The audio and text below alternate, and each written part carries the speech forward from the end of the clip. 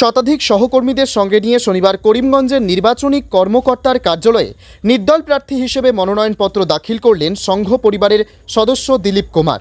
ডিলিমিটেশনের পর করিমগঞ্জ লোকসভার সাধারণের জন্য উন্মুক্ত করার দাবি দিলীপ কুমার এই আসন থেকে লোকসভায় প্রতিদ্বন্দ্বিতায় সিদ্ধান্ত নিয়ে মনোনয়ন জমা দিয়েছেন। 2019-এর লোকসভা নির্বাচনে এই আসনে বিজেপি প্রার্থী কৃপানাথ মালা 38,389 ভোটের ব্যবধানে জয়ী হয়েছিলেন। কিন্তু স্থানীয় লোকজন বলছেন তার সংসদের এই 5 বছরের সময়ে চা বাগান এলাকায় কোনো উন্নয়ন হয়নি। কিছু জায়গায় রাস্তা নেই, আবার কিছু জায়গায় বিশুদ্ধ পানীয় জলের অভাব চরম আকার নিয়েছে।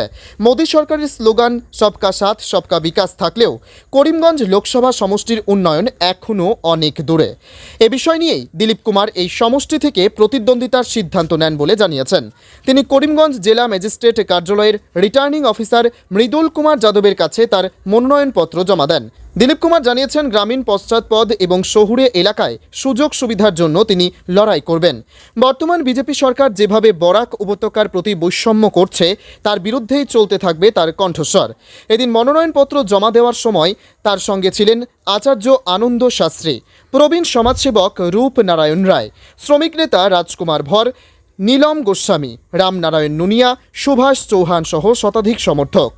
ফোর্থ গ্রেডেরও চাকরি পাচ্ছে না, তাদের জন্য আমাদের ফাইট আছে, আমাদের সংগ্রাম আছে।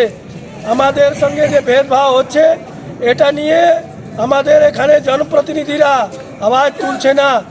এর জন্য আমি নির্দল হিসাবে করিমগঞ্জ থেকে আজকে মনোনয়ন দিয়েছি। আর আমি সমগ্র করিমগঞ্জ লোকসভা ক্ষেত্রের জনতার কাছে, মাতা বহন ভাইয়ের কাছে, মতদাতার কাছে আবেদন করছি, আপনারা আমারে সমর্থন করুন, আমারে মতদান করুন। আমি বিজয়ী হলে এখানে করিমগঞ্জের আওয়াজটা, বরাক ঘাটির আওয়াজটা দিল্লি পর্যন্ত পৌঁছাবো, মোদিজি পর্যন্ত পৌঁছাবো। আর আমাদের বরাক ঘাটির সঙ্গে যে ভেদভাব হচ্ছে এটারে আটকাবো আমি। এর জন্য আমি আজকে নির্দল হিসাবে মনোনয়ন দিয়েছি।